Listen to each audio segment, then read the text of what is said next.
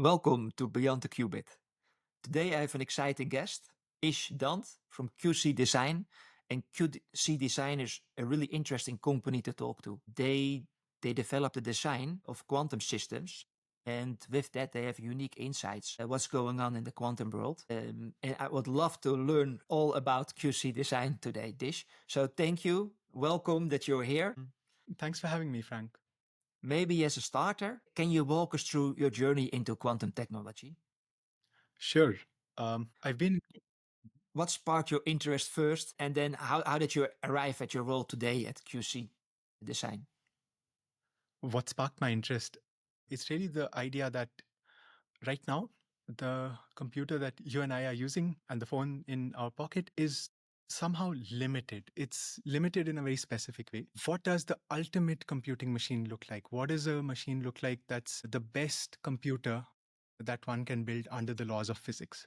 So that's the question that I found very interesting over time. And the answer is a fault-tolerant quantum computer. So that's really what sparked my interest in quantum computing. I pursued a PhD in Calgary for a couple of years, moved to Germany to do my postdoc, spent another couple of years in Toronto working at Xanadu, heading the architecture efforts. And there we started designing fault-tolerant quantum computers based on photonics. And since then, we've come to realize that it's very challenging to design these ultimate computing machines, these fault-tolerant quantum computers. So now at QC Design, we work on helping quantum hardware companies design these ultimate fault-tolerant quantum computers. Okay, thank you for the introduction. What were the main key lessons that you had at Xanadu and on your post-doctoral research? Can you walk us through? And do you have bottom examples? How they shaped you as a person and as a character? So maybe we start with the postdoc time first. My postdoc was in theoretical physics, theoretical quantum computing, and I was very fortunate to work with Professor Martin Plenio, who's one of our co-founders now, and collaborate with 3 different experimental groups across 3 different hardware platforms: trapped ions, spins, and photonics. I think that's an interesting setup. It was a very fortunate situation for me, and I think that really shaped a lot of what we do right now. Working with these 3 incredible experimental groups, the first lesson that I learned was that the job of somebody working on quantum hardware is very, very hard. It's what you expect the device to do, it often doesn't do. You change things with the device, and it ends up often changing the performance in the wrong direction. So the job of quantum hardware is very hard. From the theory side, from the software side, can one make this job a bit easier? And I think the answer is yes. And in fact, often, of course, from the hardware perspective, one has to put in lots of effort to get the best possible devices. But often you can get orders of magnitude improvement from just theory and software alone. So that's what we worked on during my time in the postdoc. One of the things we worked on was, how do you truly know what a quantum state is? How do you truly know that you have, say, a trapped ion system? What state is it in? And this is the problem called quantum tomography. It's a very hard problem, and scaling, it's much harder than actually even simulating a quantum computer. But we came up with novel methods and worked with our colleagues in the lab to implement this. And the outcome was that we were able to come up with a world record quantum tomography of a 14 qubit trapped ion system. And I think this was one of those places where the experimentalists, the hardware engineers worked incredibly hard to make this experiment happen. But at the same time, I think the insights from theory and software were necessary for this result to come out. So that was from the time at the postdoc. The time at Xanadu was incredibly fun. We were able to have a massive impact. So I think for me personally, being able to work in a startup is the best. And moving from academia to a startup was really, really fun, because one can really focus one's efforts on building things. So that was the focus there. And what we built was an architecture for a photonic quantum computer. This is Xanadu's blueprint for fault tolerance. and the work that we did back then. I think the team at Xanadu has gone well beyond the first blueprint and improved it in many, many directions, as well as the hardware team is working very hard on realizing the blueprint and the improvements on this blueprint. Maybe just to mention how we started working on this. So it was a time when fault-tolerant quantum computing was just about to take off. For instance, I believe the PsiQuantum blueprint was not yet out. So somebody coming up with a blueprint for fault-tolerant quantum computing with photonics, something that really could, in principle, work. That was something novel. It was an ambitious goal that the team set out to accomplish. And from start to first patent filed, it was 6 months. And I think that kind of speed only a startup can have. So that was an awesome experience. Maybe one thing which I also learned during this time is that the software aspects of designing fault-tolerant quantum computers are incredibly hard. You need to be able to simulate thousands of physical qubits. These thousands of physical qubits together comprise a logical qubit. And you need to be able to simulate them in the presence of realistic noise. This together, so thousands of physical qubits and realistic noise, it's an incredibly hard problem. And basically, that's the problem that we now solve at QC Design, not just for photonics, but for every hardware platform: spin, superconducting qubits, trapped ions, neutral atoms, and so on. So yeah, I guess those were some of the key learnings during the postdoc time as well as during the time at Xanadu. Okay, thank you. Can you explain us what are your fundamental beliefs and how are they shaped? For example, do you have examples from experiences from your past career or from your youth? That's a broad question. What do you mean? Tell me a bit more about this, actually. Now, Sorry. For me, it's important as an investor. I would like to learn and understand the people who lead the companies. I think everything is about people. There are a few key people who make a difference. And you are one of them. One of the beliefs would be that I very strongly think that technology can be a force for the good. This goes in the direction of, for me, I'm very excited by the idea that one day humanity could build the ultimate computing machine possible under the laws of physics. And I think you need to add one more clause to that. Such advancement in technology would be something that would be a force for good. It would have a very positive societal and economic impact.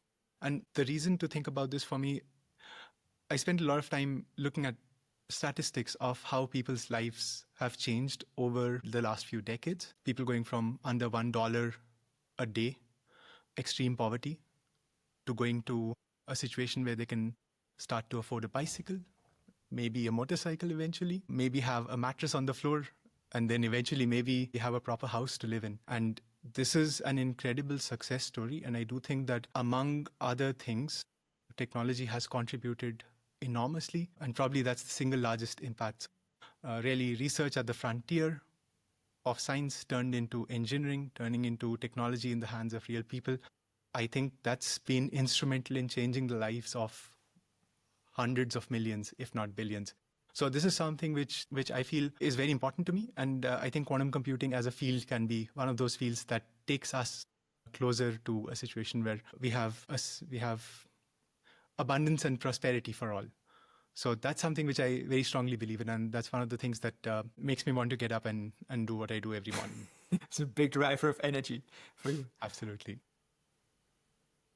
And what about lessons that you learned from the past that you could apply in your current role at QC Design?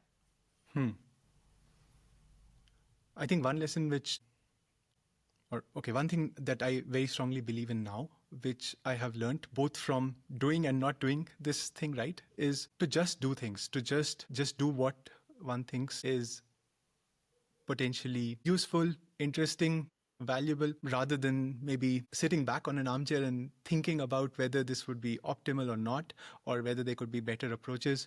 Often just doing the thing that you want to do ends up giving you so much learning. I can give an example in a moment. I think it's a very abstract thing right now. So over the last few years, there have been times when I've been thinking about what is the right thing to do, but more often and much more often lately, I spend that time instead on, okay, I have a gut feeling that this could be something cool, useful, interesting to do. Let me just do it. And often it ends up being not the best thing to do, but often that's the best way to learn and figure out what's the right thing to do. So just as an example, I think startups overall are kind of a a manifestation of this philosophy. I do think that most successful startups do have this bias for action. And for QC design, this is very important. We took our product to market at a very, very early stage. And this was a stage where I don't think fault-tolerant quantum computing was even that well understood or appreciated the importance of. But we took the product to market. We spoke to a lot of potential end users, researchers, and architects within quantum hardware companies. And they were super open at giving us feedback about what worked and what really was not necessary and not useful, and so on. So with that, we built all of that learning into the product and kept on doing this over and over again. If we had sat down and instead on a whiteboard started to think about what would be an optimal design software, we would have accomplished basically nothing. Okay, and maybe just to make it a bit more concrete, so early this year, January to March to April, or maybe even a late last year, we were shipping a new version of the software every 2 months. Now, based on the learnings that we have and based on the customers that we are working with, now we are shipping a new version of the software every 2 days. Oh, wow. It's a completely different way of working for us. Of course, I mean, the world has also changed in terms of developing new software and so on. That makes things better. Of course, now we have customers that we get really in-depth, very high fidelity, frequent feedback from. This is also different, but over time we've learned to have more of a bias towards action, and the product gets so much more useful for everyone, for the entire quantum computing industry, and therefore there's a chance of, going back to the first point, there's a chance of helping the industry develop this incredible ultimate fault-tolerant quantum computer, and hopefully then being a force for good. Okay, so you mentioned that taking action is a key belief, and if you take action, maybe it's not the best optimal step in the first place, but at least it gets you going, and then you learn much faster, and then it helps you to decide. You're much better positioned to decide your next step. You couldn't have said it better. Thanks. Okay. Can you introduce QC design? Would it be possible to describe it in simple terms to somebody who is not in the quantum computing industry? Absolutely. I have 2 examples. So we see QC design as the cadence or synopsis of quantum computing. In semicon, for the last many, many years now, over 50 years, designing chips has been known to be a hard problem.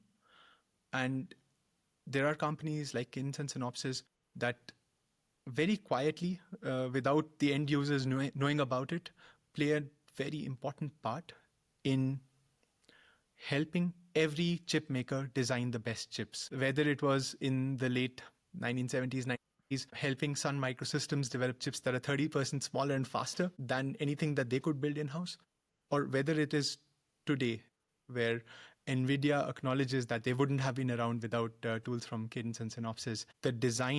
This industry of electronic design automation is essential for, or has been instrumental in getting semicon chips to where they are today. So we think of ourselves as the Cadence or Synopsys of quantum computing. That's a bit about the company. Maybe the product. I think if you're not in quantum computing or in semicon, a good way to visualize the software, we provide a software to our customers. It's design software. You can think of it as an AutoCAD for designing quantum computers. Before you go in and build, before an architect goes in and builds a house or a quantum computer, they use a tool to understand how the different parts fit together, potentially what the performance of the whole could be. And for a quantum computer, this is essential. If you can simulate, as I was earlier talking about, thousands of physical qubits in the presence of errors, then instead of having to build hardware and wait for the hardware to be built and integrated and run, you could design very realistic, very powerful architectures for quantum computers without actually having to go out and build this. So that's a bit about the product. Okay, that sounds very interesting and also a very exciting place to be. Could you explain QC Design's mission? I think what really inspires the whole team to do what we do is to help the quantum industry get to fault-tolerant quantum computers. I guess it would be better if I take a step back and talk about fault tolerance a bit. Yeah, So people yeah. talk about quantum computing as something that could be really powerful in changing the economy and the society, because quantum computers in principle can perform computations, run simulations which are otherwise impossible. They can help you design new molecules for pharmaceuticals, new batteries for electric vehicles, and so on. But these applications require you to run algorithms where you have thousands of qubits on which you would apply billions, if not hundreds of billions of gates. So that's 10 to the 9, 10 to the 11, 10 to the 12 number of gates applied one after the other on the different qubits in your quantum computer. This is not possible with today's devices. Today's quantum computers are very noisy. You apply 10 gates and they are basically, the information is basically gone. Okay, with 100, for sure, 100 gates applied one after the other, there is almost no information left in the computer. So how do we go from this, okay, today we can apply no more than 100 gates, to a situation where we need to apply these hundreds of gates billions of times, and every time you apply more gates, then more and more information is lost. So, and basically the information decays exponentially, very, very fast as you apply more gates. And the answer is fault tolerance. In the process of running the computation, in the process of applying the gates on the qubits, you find where the errors were, you correct these errors, and to do this, you use logical qubits. So you take one qubit of information and actually encode it, delocalize it across hundreds or thousands of physical qubits, chunks of matter or pulses of light. And that one bit of information that's spread out over thousands of physical qubits then becomes much more robust than this bit of information. If it's controlled well, if you apply gates in the correct manner, then you can have near perfect or near zero error rates. You could go to these billions of gates or hundreds of billions of gates without ruining all the information on the system. So that's where fault-tolerant quantum computing comes in. That's why fault-tolerant quantum computing is necessary to get the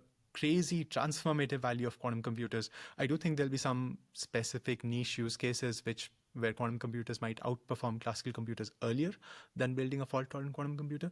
But fault tolerance is where the transformative power of quantum computing comes. And designing fault tolerance is incredibly hard. Designing fault tolerant architectures is very, very hard.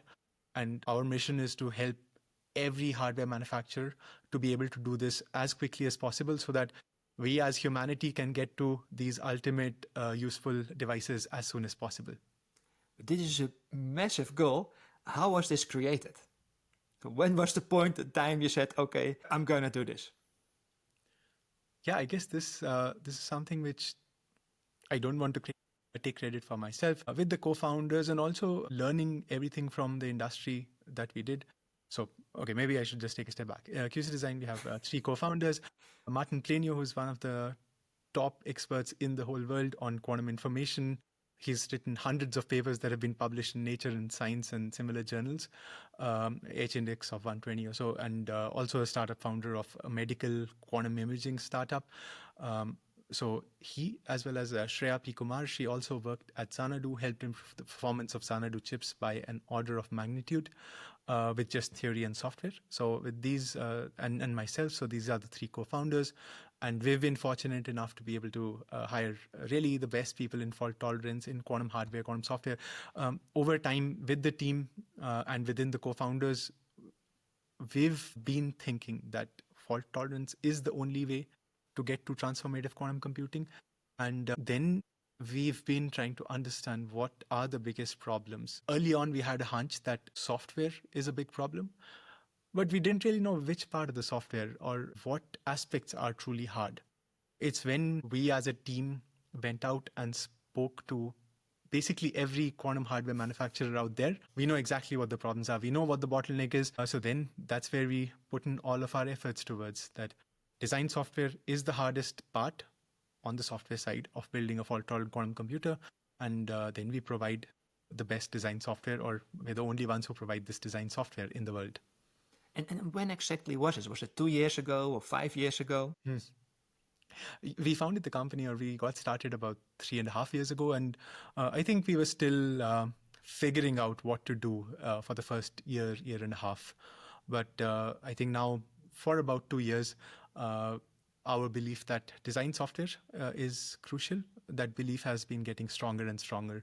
So we started building the product about 2 years ago, and I think even 6 months ago, we were at an early stage. I would say it was still an MVP. It was a product, a minimum viable product. It was still a product which we didn't know whether it was valuable or not.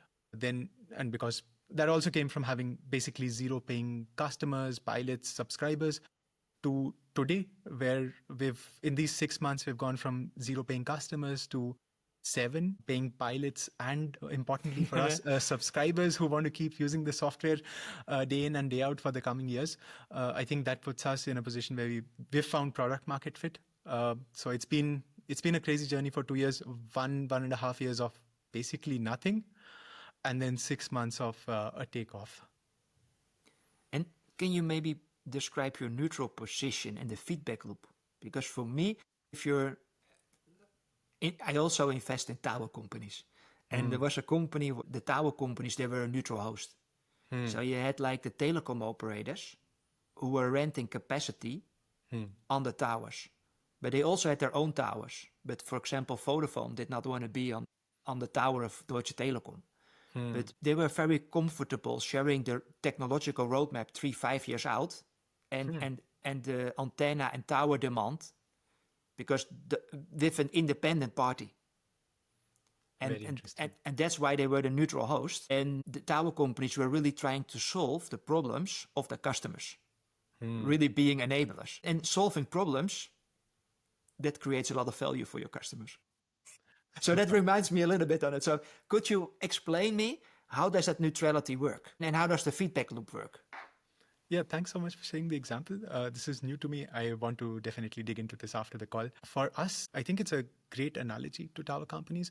So for the alternative to working with us is for companies to build these tools in-house. A company that builds such a tool in-house for themselves will never make it available to their competitors. There have been companies like Google who've been building such tools for almost a decade. For them, it's really hard to build this tool. There's a team of 10 to 20 people working day in and day out on building and maintaining such design tools. There is no great alternative for the customers other than to assemble such a team and build it in-house. So for them, the alternative to doing this in-house is working with us. But here, as you mentioned rightly, of course, neutrality can be a concern. It happens, so neutrality can be a concern in the sense of, can they trust us firstly with their architecture IP? If they come up with a new design, can their competitors use it? So that's, of course, a concern and a valid concern. The second one is, well, their hardware has certain parameters and certain error rates and so on. Some errors are more pronounced than the others, and they want to understand the impact of these different kinds of errors on their hardware. This is not something that they want anyone to learn more about, very understandably. So I would say these kind of concerns or problems are very standard also in semicon, where an Apple might not want Samsung to know about the chip designs for the next year, and so on, and vice versa. And Cadence and Synopsys and other companies have evolved to be able to work in a neutral manner with all of these customers.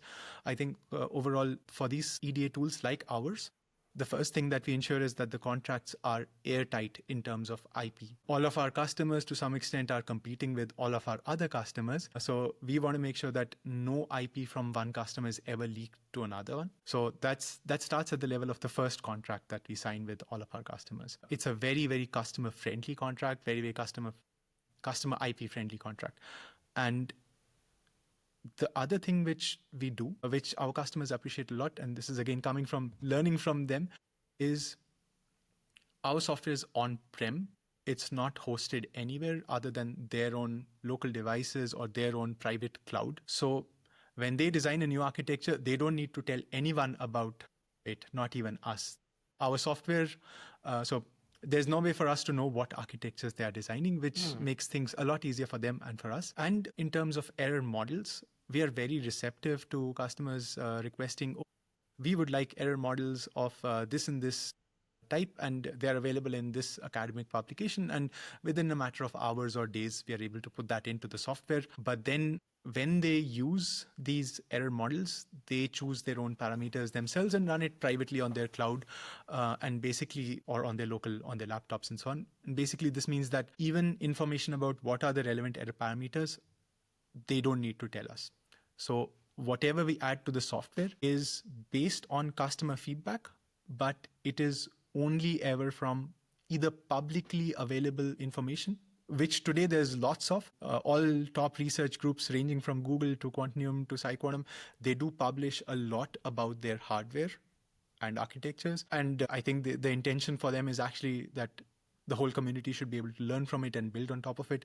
And we are able to turn hundreds of academic papers into production quality code, which then our customers can use to move faster for their architecture design. So we only take information from public materials, or we develop our own error models, our own architectures, and make it available to everyone. So we never take an error model that a customer says, and we would never make it available to any other customer. Yeah, with this, I think before working with us, or at least maybe 6 months ago, before we had customers, some customers potentially had concerns, but I think now these concerns are largely gone after working with us, as well as basically realizing that none of their IP, none of their parameters would ever reach us, and therefore they would never reach their competitors. Thank you, Ish. And could you explain how does the feedback loop work? So and especially you have multiple technologies, multiple customers per technology. How does that help you to improve the product? So you mentioned earlier in the call, in the past you had a product update once in 2 months, and now it's once in 2 days. Yes. So what exactly are you updating, and what is the feedback that you get from your customer, and how do you translate that in improving the product? Absolutely. So maybe before this, it's helpful to learn a bit more about the different aspects of the product. So the product is to design architectures and validate whether these are good or bad in the presence of realistic errors. What does an architecture mean for a fault-tolerant quantum computer? It means, how are the physical qubits connected together? Is it a square lattice arranged in a cube, or is it something much more wonky, which you cannot even describe in words, with crazy connectivity between different qubits, like some of the novel quantum LDPC codes, just a buzzword. So how are the qubits connected together? How are the qubits controlled?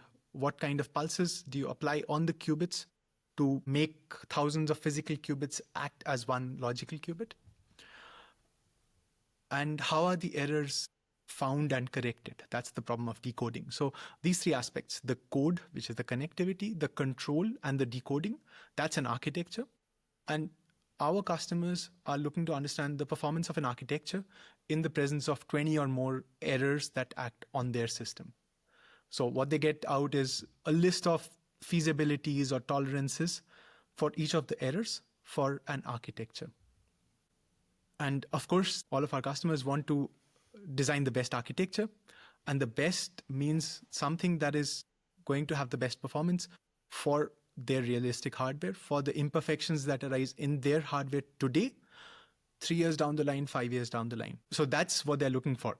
And this basically means that from their side, they would like to be able to try out all different error correction codes. We've built a library of all the error correction codes that quantum hardware teams have published about. We built a library of all the decoders that people have published about. We built a library of all the different ways of controlling these qubits. But then when something new comes out, our customers would point us to that. Hey, there's a publication out on a new kind of a quantum LDPC code.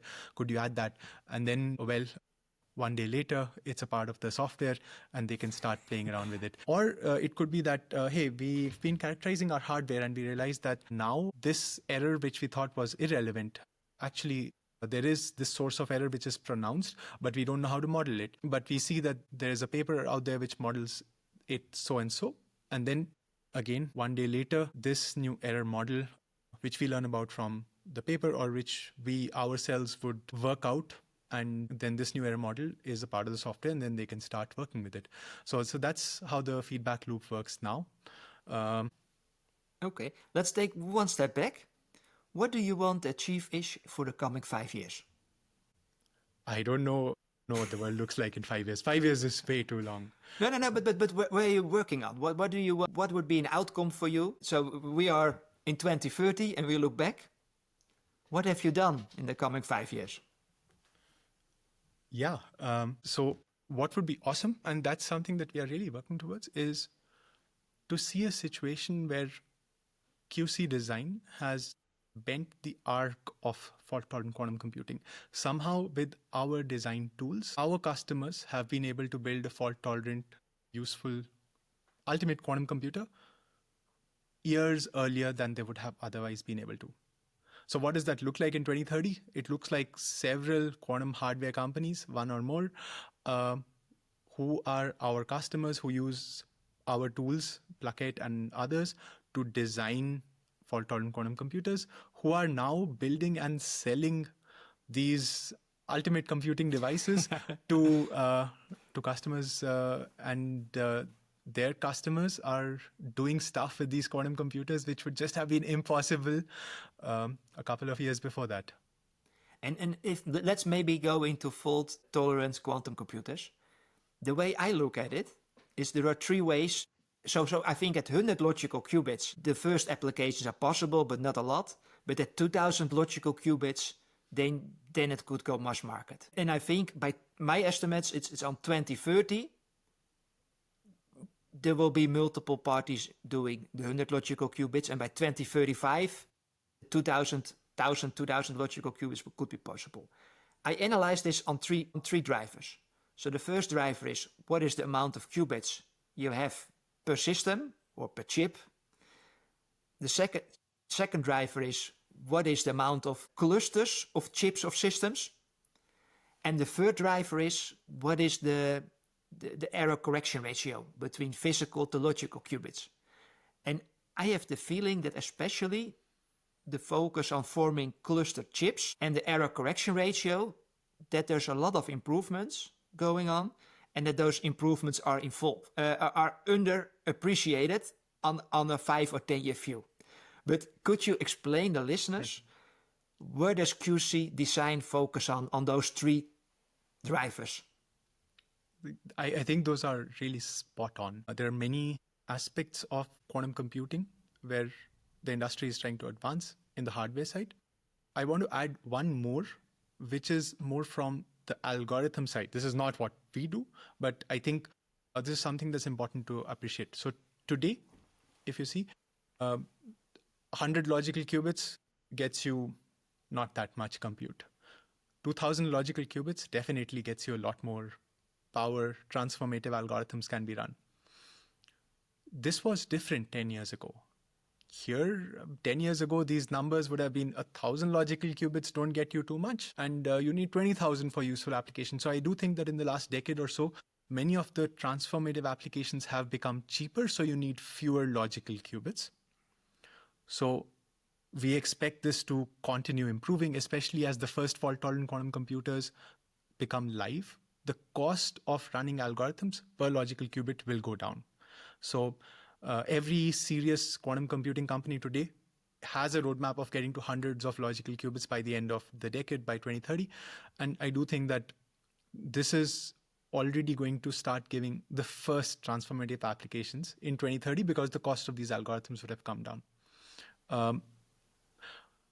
Or at least it would be on the edge of giving us something useful. So cost of algorithms going down, cost of logical qubit per, let's say, chip, per cluster of chip. This is something where QC design, I think, directly is having an impact. And we're working on helping these customers design the best error correction codes. In terms of error correction, in the last, again, decade or so, the costs of having logical qubits per physical qubit have gone down tremendously. There are several companies that are pursuing standard surface codes for error correction, and then there are new error correction codes called quantum LDPC codes, which are very promising, which could give you an order of magnitude more qubits per physical qubit for the same error rates. Can you quantify that, Ish? So when I had Jan Goets from IQM, he said, okay, from 700 physical qubits, he expected to go down to 30, 50. Yes. Physical to logical qubits. I also had Yuval Bogart from Q era with natural atoms, and he explained that, okay, their error correction ratio is much better. And Quantinuum also claims to have much better, with ion trapped, much better error correction ratios. What is your view on that? What is possible, and how realistic is that? I think these are all great names, and they're all advancing the industry towards something very useful. I do want to say that all of the statements that they make are true. Maybe the overall framework for these statements, I think, is important to understand. The number of physical qubits required per logical qubit depends upon exactly what I described earlier. It depends upon the architecture and depends upon the errors. So one of the big things that our customers do with Plaquette, with our tool, is to find this overhead in the presence of realistic imperfections. So as an example, for the longest time, the lore in quantum computing, or at least in popular quantum computing, was that you need 1,000 physical qubits per logical qubit. This statement is a very specific statement. It's true for superconducting qubits that have a certain fidelity, 99.9% or so, and only a particular type of error depolarization, if I understand correctly, acting on different parts of the circuit in specific ratios. So 1,000 physical qubits per logical qubit assumes the surface code as a way of connecting qubits. It assumes standard so-called matching decoders to find and correct errors, and it assumes a certain error rate. Now, you come up with a better error correction code. You can cut the overhead by a factor of 10, maybe in the future another factor of 10. That would be crazy. And you come up with a new way of decoding. Here you could cut the overhead by a factor of 2 or so. But of course, there's lots of engineering challenges with better decoders. Decoders are very intense classical compute problems.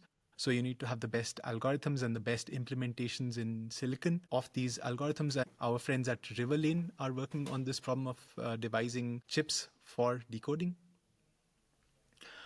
And you could also cut the error rates in your hardware. For instance, trapped ions are, as of today, the qubits with the least amount of error per gate, which means that you can actually do a lot more with trapped ions physical qubits. So you need far fewer physical qubits per logical qubit for trapped ions. Ish, but I do want to say, sorry. What do you mean with lower errors? So Yeah. is it like, I'm thinking about self-driving cars, that they said, okay, the accident rate, you need to have the safety of 99 and then the amount of nines behind the 99%. What do you mean specifically? Can you describe in simple terms, what does error mean for you? Absolutely. So before I go into that, I just also want to add a caveat about the error, the trapped ion statement that I made, which is that, yes, they have the least noisy qubits, and I get to what noisy here means in a moment, but they're also almost the slowest qubits across all hardware platforms. So a trapped ion quantum computer would be 3 to 6 orders of magnitude slower than any other modality. So there's always trade-offs in hardware. Okay, so that was kind of just to close the previous thought, because you mentioned Quantinuum. Quantinuum has really very, very high fidelity qubits, but trapped ions are necessarily slow. Okay, what does error on a quantum device mean? You should think of it as, I think the classical version of that is easy to visualize. For instance, in the memory of your laptop and mine, and in the memory of our phone, the RAM, every bit of information stored. Over time, if this bit was 1, over time it can degrade into a 0, or a 0 can change into a 1. It's just that it happens extremely rarely. It happens maybe 1 in every 10 to the 15. I don't even know what I would call that, but I don't know, like a million billion operations on the memory. For a quantum computer, this happens much more often. And what can happen to the quantum bit is also significantly more complex. So much more often. So for a superconducting qubit, you could have, now coming to the multiple nines, you could have 2 nines of fidelity, so 99% fidelity, or you could have 3 nines of fidelity in some of the newer devices, 99.9% fidelity. But this means that basically 1 out of every 100 gate operations for the 99%, or 1 out of every 1,000 gate operations, you would see a flip of your qubit. But you wouldn't just see a flip. You could potentially see that in some cases, there is no qubit left there at all. This can happen in neutral atoms where the qubit is literally lost. In photonics, there's optical loss. You could have things like leakage. For superconducting qubits, you could have basically the qubit no longer being in the two energy levels that you think it is in, but actually be in the third one, which is not a part of your qubit subspace. So for all practical purposes, for error correction, it's basically lost. And it's actually causing lots of errors on nearby qubits. You could have all kinds of different things happening to your qubit. The rate at which it happens is important, but it's also important to understand what exactly is it that happens to the qubit. So maybe just to also close the cycle on this, when I was talking about different errors on the hardware of our customers, this is what I meant. What's the probability of the qubit flipping? What's the probability of the qubit being lost? What's the probability of the qubit being lost, but you know that this was the qubit that was lost? Or the probability of leakage in superconducting systems, or the probability of a cosmic ray hitting the superconducting chip and basically lighting up the entire chip with errors. All of these probabilities are very, very important in order to know how many physical qubits you need per logical qubit. And actually, that's literally what Plaquette is doing right now, helping our customers understand, in the presence of these 20 or more different sources of noise, how many physical qubits per logical qubit for their architectures. And then they internally are devising better architectures, and they internally are working on reducing the relevant error rates, because now they know that this error contributes a lot more than that error. And this is how they can basically cut the costs of building a fault-tolerant quantum computer. Okay, thank you for explaining it. I think it's a good, good bridge to the next question. Is that on technology? Can you explain in basic terms how the technology works? And maybe we can start with the error correction code. So how does error correction code, how does it work? Sure. So I think error correction and fault tolerance, this is the part where you go from noisy physical qubits, combine many of them into much less noisy logical qubits. How does it work? So the way to think about it is that in error correction, you take your physical qubits, you split it into roughly two parts. So I do think this is a simplified explanation, but I think it'll gives a good feel for it. I do think more advanced error correction codes won't follow it. Just the caveat, sorry about that. But the idea is that you take your quantum information and you store it across multiple data qubits. And these data qubits, if you could just measure all of these data qubits, you would know what is happening in the system. But the information is stored in such a manner that if there is an error on one of the data qubits, the other qubits can somehow correct for it. There is redundancy in the system. The other qubits know what the state was, and therefore... And maybe Ish, what Yuval Bogart, what he explained to me is that if we have to share a PIN code of 4 figures, if we, let's say 5544, if we say then 5 times 5555, and then 5 times 5555, and then 5 times 4444, and then 5 times 4, and then instead of 5 times, you can do it 10 times or 100 times. Great. Is that the way what you're referring to? Absolutely. I think that's a great example. Thank you, Yuval. So 100%, you would basically do some kind of a majority voting here for classical bits. The challenge with quantum bits is that you cannot go from 5544 or whatever 4-digit pin you have to 5 5s, 5 5s, 4 5 4s, 5 4s. This going from a single bit of information to many bits which have the same information is possible with classical computing, but impossible with quantum computing because of the so-called no cloning theorem. You cannot take a qubit of information and clone it across many, many qubits. So this makes it much harder for one to basically delocalize all of the information onto data qubits. So how do you then solve for it? Yeah, I think we use entanglement. It's something which I can try to explain in words, but I think it's always going to be hard to appreciate it without doing the math. But I think in words, I can explain what this is. So entanglement, and this is something which even Einstein was looking at 1935 or so. Entanglement is a situation where 2 qubits of information are somehow correlated. So for example, either both are 0 or both are 1. They are correlated and random. So this is the important part. Random meaning that if you would measure either of these two qubits, they would be just in 0 or 1. You wouldn't be able to get any information out of it. Classical bits, you can have these classical bits basically be fully correlated, and that's it. You don't need the randomness. So the thing with the encoding one qubit of information into many qubits is that you are allowed to do something. You're allowed to act gates between these two qubits such that the information gets spread over these two qubits. But if you would measure one of them, you wouldn't figure out what was the information in these qubits. So the way to get around the no cloning theorem is to take initially a qubit of information that you want to encode, bring many other qubits near it, act entangling gates, so act gates between the one qubit and the other qubits and within these other qubits. And with this, the information is everywhere, but it is not in one individual qubit. So in the situation with the 5 fives, you could just measure any of the fives and you would see, oh yeah, okay, well, this is a 5. The information is all here. But in terms of qubits, if you would measure any individual qubit, you would get nothing out. So the randomness part of it, along with the correlation, allows you to spread the information over many qubits. Okay, thank you for explaining that. Then I have another question. What I do not fully understand yet is with superconducting, it's like the qubit, each individual qubit is wired. So it's like a glass fiber to each individual qubit, or maybe 3 lines, input-output lines. With neutral atoms, ion trapped, or photonics, for photonics it can be flying qubits. And with neutral atoms, you can move the qubits. So how does that impact the error correction ratio? Or the error correction code?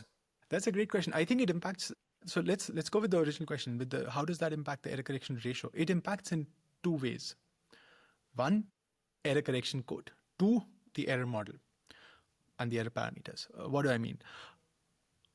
Superconducting qubits, often you have some planar connectivity. You need to wire things up. You need to have planar chips. Maybe you could have 2 chips sitting next to each other. I think that's the approach that IBM is working towards. But there is some element of locality here.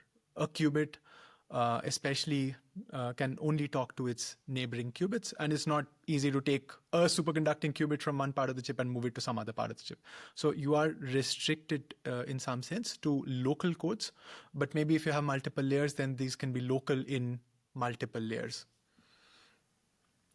With neutral atoms, you could have situations where you can take 2 families of atoms and or select two sets of atoms and move all of these atoms with respect to each other.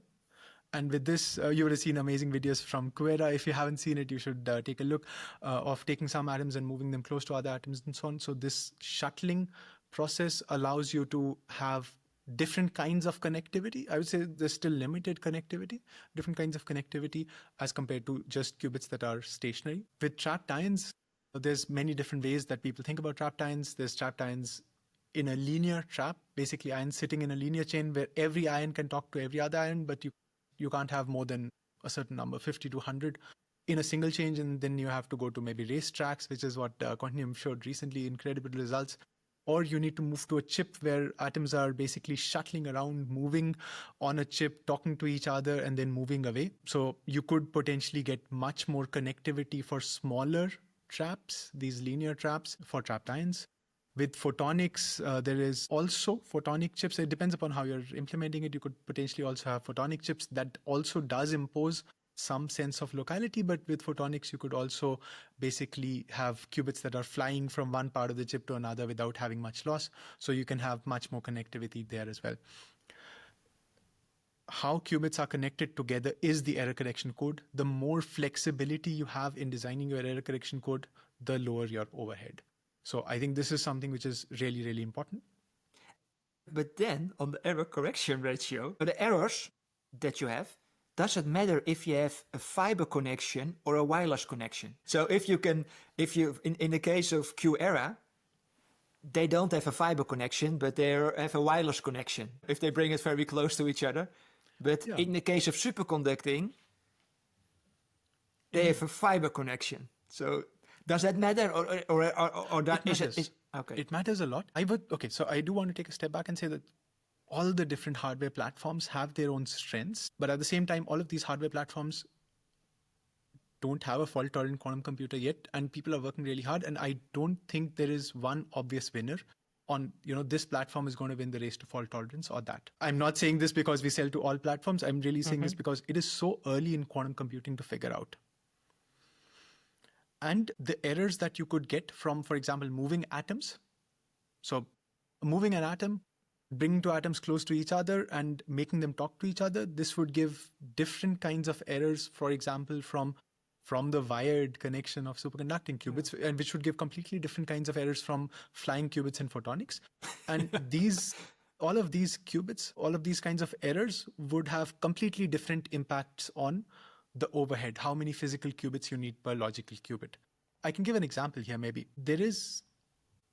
So we spoke about the error of qubits flipping. Yeah, this is the bit flip error. Quantum computers can tolerate about 1% bit flip error. So 1% of the qubits fail in every gate. This can be tolerated. This is with the surface code. Maybe there can be better codes and so on if the noise is biased.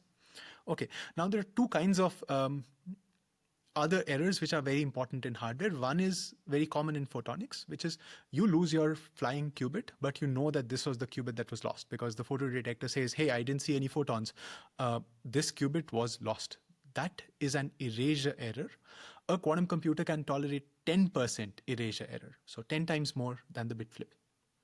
There is another very similar error which I mentioned earlier, which is this leakage.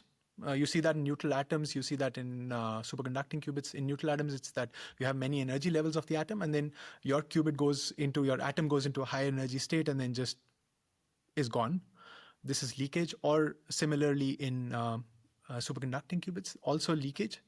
If you do not suppress leakage, quantum computers cannot tolerate any leakage whatsoever. There is no threshold for leakage.